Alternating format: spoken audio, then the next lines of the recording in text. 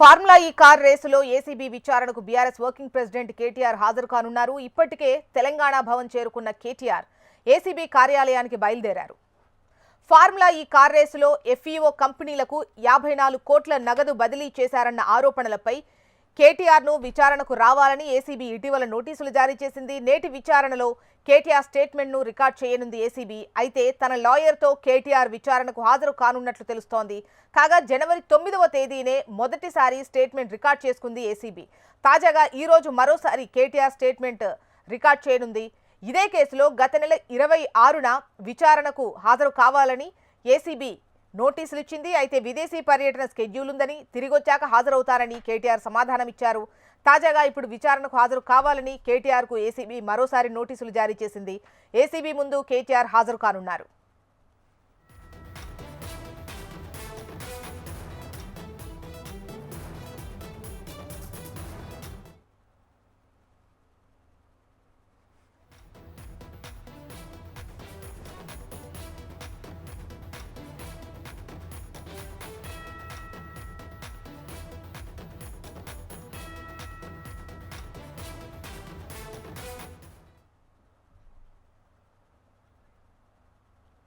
Formula E car రేసులో ACB విచారణకు BRS working president KTR హాజరయ్యారు.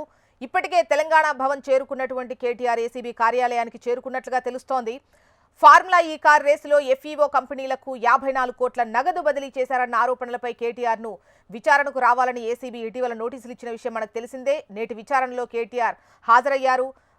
ఏసీబీ అధికారులు కేటీఆర్ స్టేట్మెంట్ను రికార్డ్ చేయనున్నారు. ఇవాళ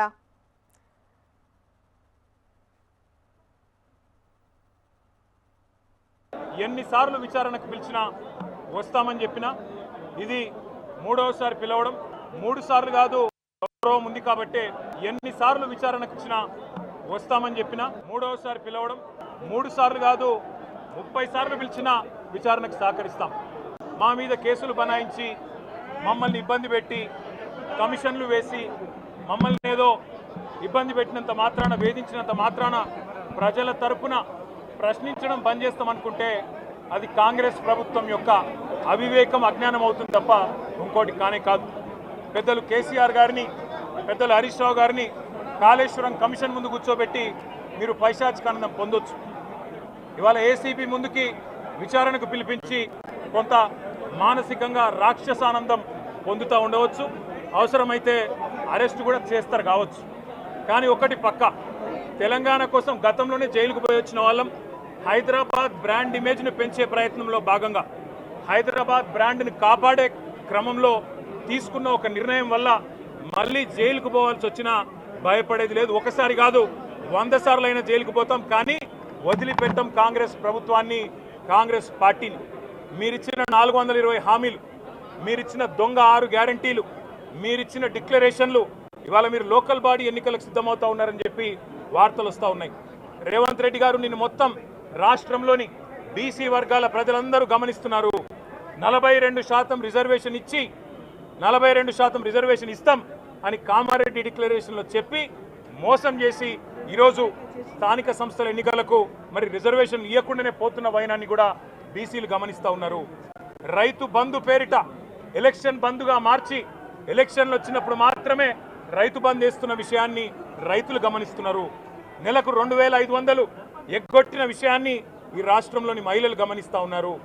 2 లక్షల ఉద్యోగాలని చెప్పి నువ్వు చేసిన మోసాన్ని ఈరోజు రాష్ట్రంలోని యువత గమనించింది. కాబట్టే నీ దగ్గర చెప్పుకోవడానికి సమాధానం లేదు, చెప్పుకునేందుకు ఏమీ లేదు. కాబట్టి ఏం చేయాలి, నువ్వు ఏదో ఒక డైవర్షన్ మీద, ఏదో ఒక రకంగా ఒక కమిషన్ అని, ఎంక్వైరీ అని, ఏదో జరిగిందని, ఇదిగో పులి అంటే అదిగో తోక అని, నువ్వేమో దున్నపోతు తినిందనగానే నీకు తయారుగా నీ జోడీదారు బీజేపీ రెడీగా ఉన్నాడు. నువ్వు దున్నపోతు తినిందనగానే వాడు దుడ్డని కట్టేయని వాడికి వస్తాడు.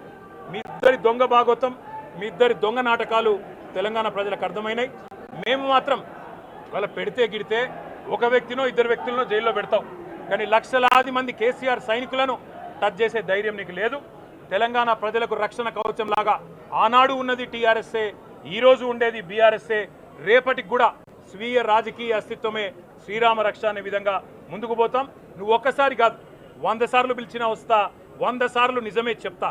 నువ్వు లై డిటెక్టర్ పరీక్షకు నీకు దమ్ముంటే నువ్వు మగాడివైతే రాష్ట్ర ప్రజలందరూ చూస్తుండగా లై డిటెక్టర్ కూడా రెడీ. నువ్వు ఒక కేసు కాదు, ఇంకో 1000 కేసులు పెట్టినా మేము ప్రశ్నించడం బంద్ చేయం, కొట్లాడడం బంద్ చేయం, తెలంగాణ ప్రజల తరపున నిలదీయడం బంద్ చేయం.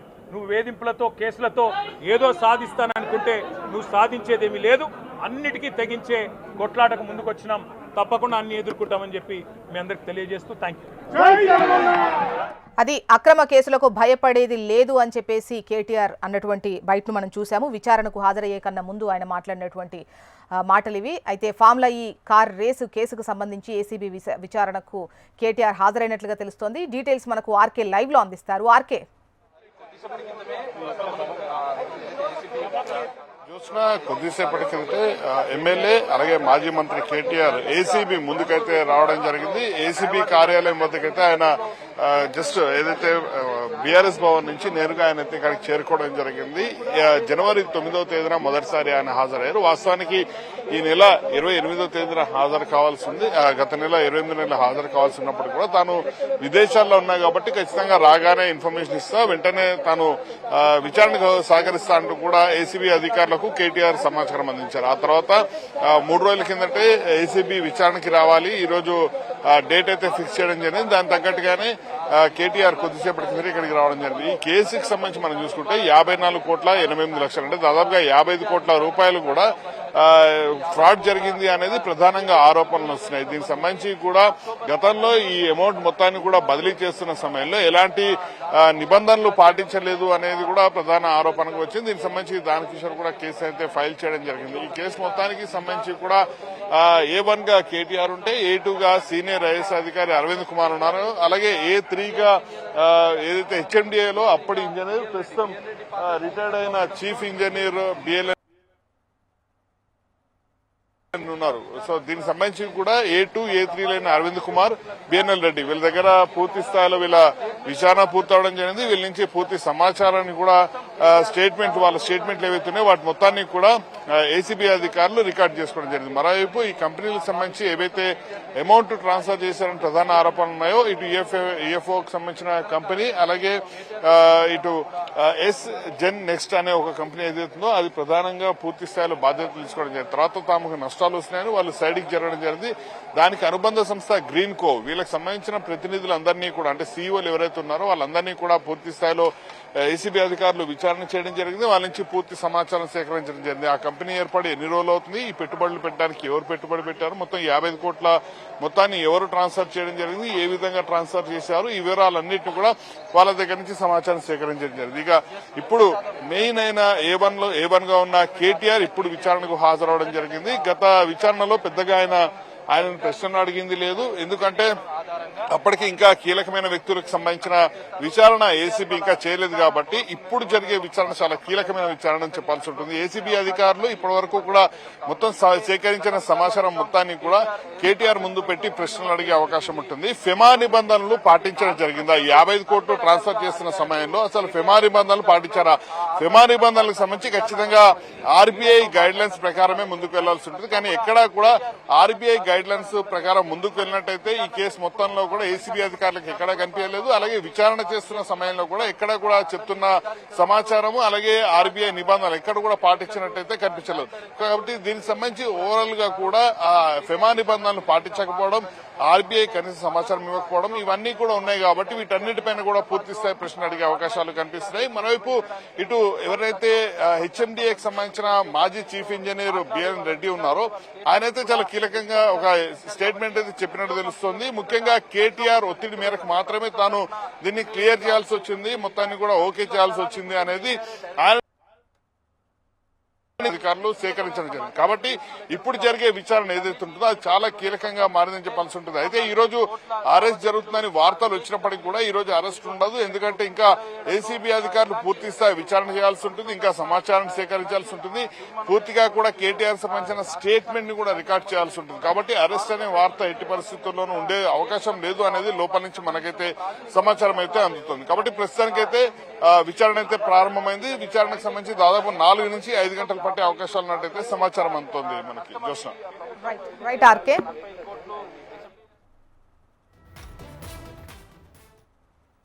ఫార్ములా ఈ కార్ రేసులో ఏసీబీ విచారణకు బీఆర్ఎస్ వర్కింగ్ ప్రెసిడెంట్ కేటీఆర్ హాజరయ్యారు. ఫార్ములా ఈ కార్ రేసులో ఎఫ్ఈఓ కంపెనీలకు 54 కోట్ల నగదు బదిలీ చేశారన్న ఆరోపణలకు సంబంధించి కేటీఆర్ను విచారణకు రావాలని ఏసీబీ ఇటీవల నోటీసులు జారీ చేసిన విషయం మనకు తెలిసిందే. నేటి విచారణలో కేటీఆర్ స్టేట్మెంట్ను రికార్డ్ చేయనుంది ఏసీబీ. అయితే తన లాయర్తో కేటీఆర్ విచారణకు హాజరు కానున్నట్లుగా తెలుస్తోంది. కాగా జనవరి 9వ తేదీనే మొదటిసారి స్టేట్మెంట్ రికార్డ్ చేసుకుంది ఏసీబీ. రీసెంట్గా ఈరోజు మరోసారి కేటీఆర్ స్టేట్మెంట్ను రికార్డ్ చేయనుంది.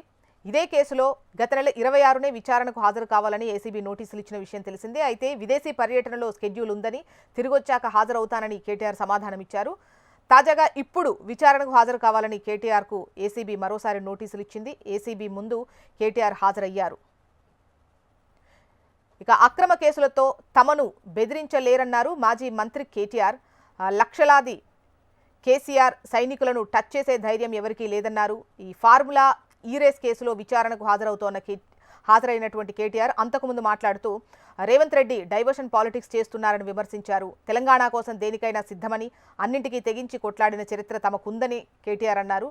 ఎన్ని కేసులు పెట్టినా ఎదుర్కొంటామని, అరెస్టులు చేసినా బెదిరేది లేదని అన్నారు కేటీఆర్. ప్రస్తుతం విచారణకు హాజరయ్యారు.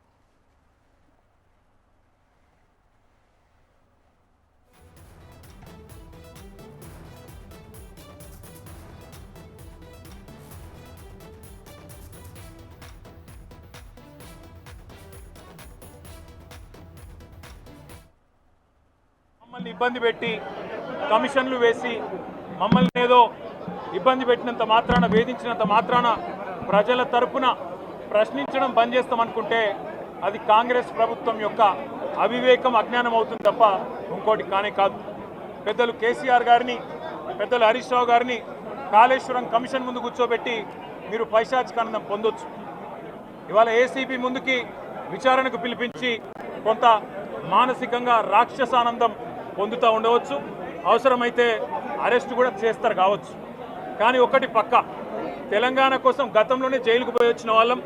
హైదరాబాద్ బ్రాండ్ ఇమేజ్ను పెంచే ప్రయత్నంలో భాగంగా, హైదరాబాద్ బ్రాండ్ని కాపాడే క్రమంలో తీసుకున్న ఒక నిర్ణయం వల్ల మళ్ళీ జైలుకు పోవాల్సి వచ్చినా భయపడేది లేదు. ఒకసారి కాదు, 100 సార్లు అయినా జైలుకు పోతాం, కానీ వదిలిపెట్టాం కాంగ్రెస్ ప్రభుత్వాన్ని, కాంగ్రెస్ పార్టీని.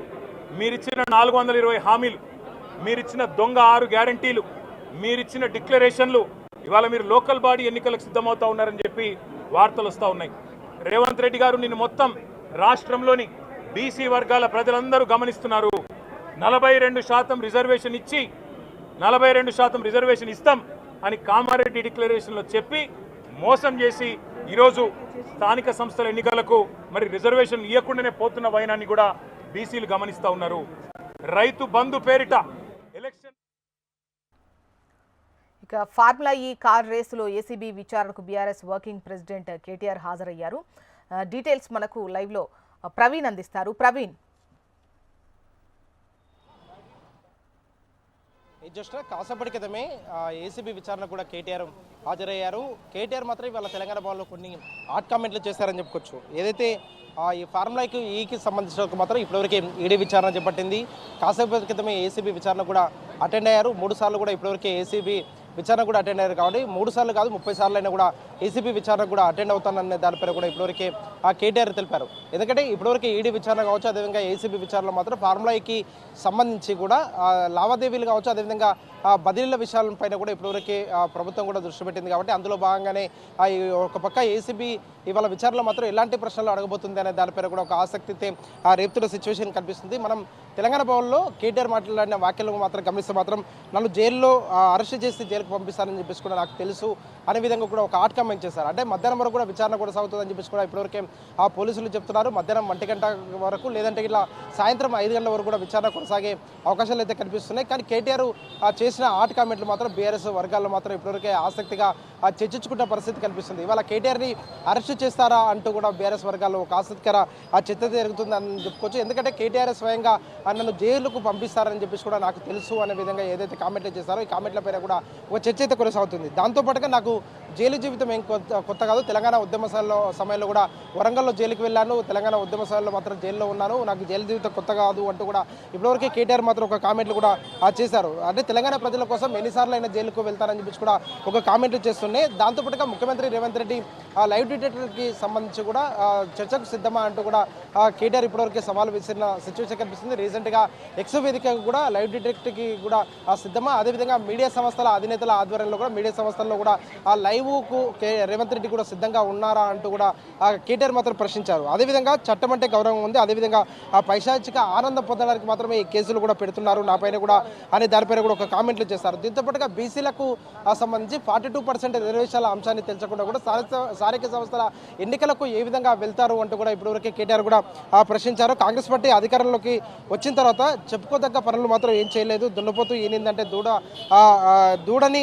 కట్టేయనట్టు విధంగా కూడా బీజేపీ కూడా ఇప్పటివరకే ప్రవర్తిస్తుంది అనే విధంగా కూడా కేటీఆర్ ఒక కామెంట్ చేస్తారు. ఇటు బీజేపీ అదేవిధంగా కాంగ్రెస్ రెండు పార్టీల పైన కూడా ఇప్పటివరకే హాట్ కామెంట్లు కూడా చేసిన సిచ్యువేషన్ అయితే కనిపిస్తుందని చెప్పుకోవచ్చు. 6 గ్యారెంటీలు 420 హామీలు కూడా పూర్తి స్థాయిలో మాత్రం అమలు చేసే వరకు కూడా బీఆర్ఎస్ పార్టీ పోరాటం చేస్తూ ఉంటుంది. ఎంతమంది పైన కూడా కేసులు పెట్టినా కూడా ఆ కేసులన్నీ ఎదుర్కోవడానికి మేము సిద్ధంగా ఉంటాము, జైలుకు వెళ్ళడానికి కూడా బీఆర్ఎస్ పార్టీ నేతలందరూ కూడా సిద్ధంగా ఉంటారు అని చెప్పేసి కూడా ఒక హాట్ కామెంట్లు అయితే చేశారని చెప్పుకోవచ్చు. దీంతో పాటుగా ఒక పక్క బీఆర్ఎస్ భవన్తో పాటు కమాండ్ కంట్రోల్ అదేవిధంగా ఏసీబీ ఆఫీస్ వరకు కూడా భారీగా కూడా పోలీసులను కూడా మోహరించిన ఆ సిచ్యువేషన్ అయితే కనిపిస్తుందని చెప్పుకోవచ్చు. ఈ పోలీసులందరూ కూడా అంటే కాసేపట్లో కూడా ముఖ్యమంత్రి రేవంత్ రెడ్డి కమాండ్ కంట్రోల్ కూడా చేరుకోబోతున్నారు. కమాండ్ కంట్రోల్ కూడా మధ్యాహ్నం సమీక్ష ఉంది కాబట్టి ఇదే నేపథ్యంలో మాత్రం ఎలాంటి అవాంఛనీయ సంఘటనలు జరగకుండా కూడా ముందు జాగ్రత్త చర్య కూడా భారీగా కూడా పోలీసులను కూడా మోహరించిన ఆ సిచ్యువేషన్ అయితే కనిపిస్తుంది. దాంతోపాటుగా తెలంగాణ భవన్ నుంచి ఏసీబీ ఆఫీసు వద్దకు మాత్రం ఎవరైతే బీఆర్ఎస్కి సంబంధించిన కార్యకర్తలందరూ కూడా వెళ్ళాలని చెప్పేసి కూడా ఇప్పటివరకే భావిస్తున్నారో వాళ్ళందరినీ కూడా వెళ్ళనీయకుండా కూడా పోలీసులు కూడా అడ్డుకున్నారు. కొంచెం వరకు మధ్యాహ్నం ముఖ్యమంత్రితో పాటు మంత్రులందరూ కూడా కమాండ్ కంట్రోల్కి చేరుకునే అవకాశం ఉంది. ఆ సమయంలో మాత్రం ఒక సమీక్ష కూడా ఉంది కాబట్టి ఆ సమయంలో ఎలాంటి ఇబ్బందులు తలెత్తకుండా కూడా పోలీసులందరూ కూడా వాళ్ళందరూ కూడా అలర్ట్ చేస్తున్నారు. ప్రజెంట్ చూడొచ్చు మనం ఆ కమాండ్ కంట్రోల్ ముందు కూడా పోలీసులు మాత్రం వాళ్ళందరినీ కూడా తెలంగాణ భవన్ వైపు కూడా పంపిస్తున్న పరిస్థితి అయితే నెలకొందని చెప్పుకోవచ్చు. ఇక్కడ తెలంగాణ భవన్ సంబంధించిన తెలంగాణ భవన్ ముందు ఎవరైతే ఉన్నారో బీఆర్ఎస్ సంబంధించిన నేతలకు సంబంధించిన మాత్రం నేతలందరూ కూడా ఇప్పటివరకే అయితే బీఆర్ఎస్ సంబంధించిన నేతలు ఎవరైతే వారందరూ కూడా పంపించే ప్రయత్నం చేస్తున్నారని చెప్పుకోవచ్చు. ప్రజెంట్ చూడొచ్చు మనం ఆ కార్యకర్తలు ఎవరైతే నీలఫరుకు సంబంధించినందుకు మాత్రకు నీలఫరు వద్ద కూడా అదేవిధంగా బీఆర్ఎస్ సంబంధించిన నేతలందరూ కూడా ఇక్కడికి చేరుకున్నారో వారందరూ కూడా ఇక్కడి నుంచి కూడా పంపించే ప్రయత్నం అయితే చేస్తున్న సిచ్యువేషన్ అయితే కనిపిస్తుందని చెప్పుకోవచ్చు. ఎందుకంటే ఒక పక్క బీఆర్ఎస్ సంబంధించిన భారీగా కూడా కార్యకర్తలు కూడా చేరుకునే అవకాశం ఉంటుంది. బీఆర్ఎస్కి సంబంధించిన ఆ నేతలందరూ కూడా ఏమైనా అవాంఛనీయ సంఘటనలు జరిగే అవకాశాలు ఉంటాయి కాబట్టి అందులో భాగంగానే ఎవరిని కూడా ఏసీబీ ఆఫీస్ వద్దకు వెళ్ళనీయకుండా కూడా ఇప్పటివరకే పోలీసులు ఒక పక్క జాగ్రత్త అయితే తీసుకుంటున్న సిచ్యువేషన్ అయితే కనిపిస్తుందని చెప్పుకోవచ్చు. దీంతో పాటుగా ఏసీబీ ఎలాంటి విచారణ చేపట్టబోతుంది, ఎలాంటి ప్రశ్నలు వేయబోతుంది కేటీఆర్కు అనే దానిపైన మాత్రమే ఆసక్తి రేపుతుందని చెప్పుకోవచ్చు. అందులో భాగంగానే కేటీఆర్ ఇవాళ నన్ను జైలుకు పంపే ప్రయత్నాలు ఉన్నాయి, అదేవిధంగా జైలుకు పంపించవచ్చు అనే విధంగా కూడా ఏదైతే కామెంట్ చేస్తారో అవన్నీ కూడా ఆ బీఆర్ఎస్ వర్గాల్లో మాత్రం ఒక ఆసక్తికర చర్చ అయితే కొనసాగుతున్న సిచ్యువేషన్ కనిపిస్తుంది. ఎందుకంటే బీఆర్ఎస్ సంబంధించిన వర్కింగ్ ప్రెసిడెంట్కి సంబంధించి ఇప్పటివరకే ఒక పక్క ఏసీబీ విచారణ చేపడుతుంది, అదేవిధంగా గతంలో కూడా ఈడీ విచారణ చేపట్టింది. ఆ ఫార్ములా ఈకి సంబంధించిన మాత్రం గతంలో జరిగిన ఒప్పందాలేంటి, ఆ ఒప్పందాలకు సంబంధించిన మాత్రం ఏ విధంగా ఆ అమౌంట్ను కూడా ట్రాన్స్ఫర్ చేస్తాము, ఎక్కడ కూడా లావాదేవీల విషయంలో మాత్రం ఎక్కడ కూడా పక్కదారి పట్టలేదు అనే దానిపైన కూడా ఆ కేటీఆర్ ఇప్పటివరకు ఒక క్లారిటీ ఇస్తున్నారు. కానీ ఫార్ములా ఈకి సంబంధించిన మాత్రం ఏదైతే అమౌంట్ని కూడా ఆ సంబంధిత కంపెనీ కూడా ఫార్వర్డ్ చేస్తారో ఫార్వర్డ్ చేసిన ఆ సమయంలో మాత్రం ఆ కంపెనీకి సంబంధించిన మాత్రం కంపెనీ విషయంలో కూడా కొంతవరకు ఆర్థిక విషయాల్లో మాత్రం అవకతవకలు జరిగాయనే దానిపైన కూడా ఇప్పటివరకే ఆరోపణలు కూడా వస్తున్న నేపథ్యంలో మాత్రం ఏసీబీకి సంబంధించిన మాత్రం ఏ విధంగా విచారణకు సంబంధించిన మాత్రం ఏసీబీ విచారణలో మాత్రం కేటీఆర్ తెలుపబోతున్నారనే దానిపైన కూడా ఒక ఆసక్తి అయితే రేపుతున్న సిచ్యువేషన్ కనిపిస్తుంది. ఇదే సమయంలో మాత్రం ఏసీబీ విచారణ ఎంతసేపు కొనసాగబోతుంది, అంటే ఏసీబీ విచారణలో ఎలాంటి ప్రశ్నలు వేయబోతున్నారు, ఏసీబీకి సంబంధించిన మాత్రం ఆ ప్రశ్నలకు కేటీఆర్ ఏ విధంగా సమాధానం చెప్పబోతున్నారు, గతంలో జరిగిన ఒప్పందాలకు సంబంధించిన మాత్రం ఒప్పందాల ఆ విషయంలో మాత్రం ఏ విధంగా కూడా ఆ సమాధానాలు ఇవ్వబోతున్నారు అనే దానిపైన కూడా ఒక పక్క చర్చ అయితే కొనసాగుతున్న సిచ్యువేషన్ కనిపిస్తుంది. ఇదే సమయంలో మాత్రం కేటీఆర్ ఏ విధంగా రీప్లై ఇవ్వబోతున్నారు, కేటీఆర్కు సంబంధించిన సంబంధించినంత వరకు మాత్రం ప్రజెంట్ మనం చూడొచ్చు ఎవరైతే బీఆర్ఎస్కు సంబంధించిన ఆ నేతలందరూ ఇక్కడ ఉన్నారో వీళ్ళందరూ కూడా ఆ తెలంగాణ భవన్కి వెళ్ళాలని చెప్పి కూడా పోలీసులు ఇప్పటివరకే ఆ సూచనలు చేస్తున్నారు. బీఆర్ఎస్కు సంబంధించిన ఆ నేతలందరూ కూడా పోలీసులతో కూడా మాట్లాడుతున్నారు.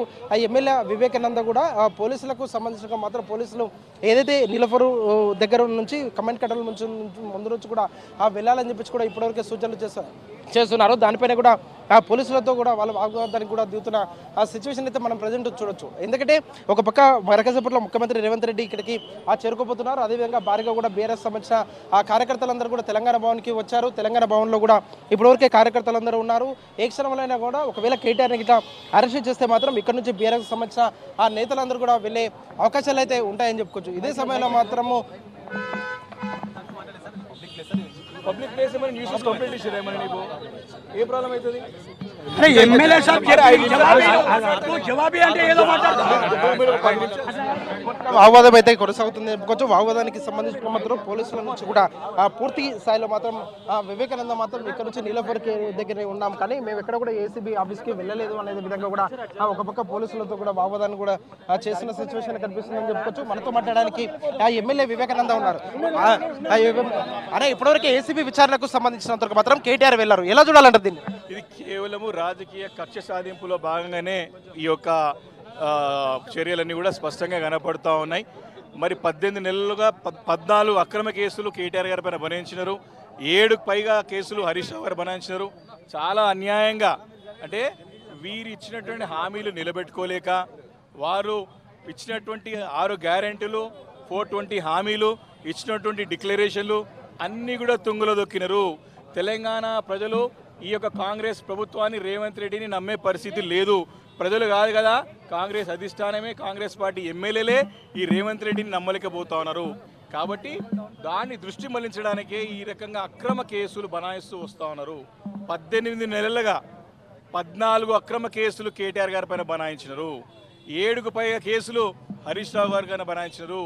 మరి ఈ యొక్క విచారణ ఆ విచారణ అని చెప్పేసి ఈ కమిషన్ ఆ కమిషన్ అని చెప్పేసి మా అధినేత కేసీఆర్ గారి పైన కక్ష సాధింపు చర్యలు చేస్తూ ఉన్నారు. ఇదంతా కూడా పరిపాలన చేతగాక అసమర్థత బయటపడుతుందనేటువంటి ఒక దురుద్దేశంతో ఈ రకమైనటువంటి రాజకీయ కక్షలు చేస్తూ ఉన్నారు రేవంత్ రెడ్డి మొదటి నుంచి కూడా. అసలు ఫార్ములా ఈ కార్ రేస్లో అసలు అవినీతి అనే దానికి తావే లేదు కదా. ప్రభుత్వ సొమ్ము చాలా స్పష్టంగా ఎవరైతే ఫార్ములా ఈ కార్ రేస్ నిర్వహిస్తున్న నిర్వాహకుల అకౌంట్లో డబ్బులు ఉన్నాయి. అసలే ఆ కార్ రేస్ని కొనసాగిస్తే ఈరోజు సమస్యనే లేదు. ఈయన చేతగాక ఫార్ములా ఈ కార్ రేస్ మళ్ళీ కొనసాగిస్తే కేటీఆర్ గారికి పేరు వస్తుందని చెప్పేసి ఒక దురుద్దేశంతో కేవలం రాజకీయాలకే అంటే రాజకీయ పబ్బం గడుపుకోనికే రేవంత్ రెడ్డి సర్కారు నడిపిస్తూ ఉన్నాడు. రాజకీయ పబ్బం గురించే పనిచేస్తున్నాడు తప్ప నిజంగా తెలంగాణ రాష్ట్రానికి ఏది బాగోదు ఆలోచన చేస్తలేడు. ఆ డబ్బులని స్పష్టంగా కనపడుతూ ఉన్నాయి. ఇదే ఒక ఫార్ములా ఈ కార్ రేస్ ఇంకా కొనసాగితే పెద్ద ఎత్తున 1 సంవత్సరం పెడితేనే 700 కోట్ల రూపాయలు రెవెన్యూ తెలంగాణ రాష్ట్ర ప్రభుత్వానికి ఖజానాకు వచ్చినాయి. ఇంకా కొనసాగితే పెద్ద ఎత్తున పెట్టుబడులు వస్తూ ఉండే, పెద్ద ఎత్తున కార్ల కంపెనీలు వస్తూ ఉండే, మనకి ఎలక్ట్రానిక్ ఏదైతే ఉందో బ్యాటరీ కార్ల కంపెనీలు వస్తూ ఉండే. కానీ అవన్నీ పక్కన పెట్టి ఈయన అందాల పోటీలు పెట్టినాడు. అందాల పోటీలు పెట్టి హైదరాబాద్ ఇమేజ్ని పాడు చేసినాడు. ఆయన ఏ రకంగా అసభ్యంగా వ్యవహరించినో ఈ యొక్క అందాల పోటీలో పాల్గొనేటువంటి మరి వారితోని మనం స్పష్టంగా చూసినాం. మిస్ ఇంగ్లాండ్ అయితే మిస్ లండన్ క్లియర్గా చెప్పినారు ఈ నిర్వహణలో లోపాలున్నాయి, మాతోని మిస్బిహేవ్ చేసిర్రు, మమ్మల్ని ఇబ్బంది పెట్టారని చెప్పేసి పోటీల నుంచి తప్పుకొని ముందు పోయిందంటే ఈ యొక్క ప్రభుత్వానికి ఏమైనా ఇజ్జత్ ఉందా? ఈ ముఖ్యమంత్రికి ఏమైనా సిగ్గుశరం ఉందా? మరి ప్రజలు అసహించుకుంటున్నారు. ఈరోజు దిగజారు రాజకీయాలు చేస్తూ ఉన్నారు. ఈరోజు తెలంగాణ ఇమేజ్ తెలంగాణ రాష్ట్రాన్ని ఖ్యాతిని ఈరోజు మంటలు కలిపినాడు ఈ రేవంత్ రెడ్డి సర్కార్, రేవంత్ రెడ్డి గారు అని స్పష్టంగా కనబడుతోంది. కాబట్టి ఫార్ములా ఈ కార్ రేస్లో అసలు అవినీతికి తావే లేదు. చాలా స్పష్టంగా ప్రజాధనం తప్పకుండా కొనసాగిస్తానికి ఈ ఫార్ములా ఈ కార్ రేస్ కొనసాగిస్తానికి రేపు పొద్దున స్పాన్సర్ వచ్చిన తర్వాత వాళ్ళ డబ్బులు వాళ్ళకి ఇచ్చేస్తుండే, మన డబ్బులు మనకు వస్తుండే. ఇది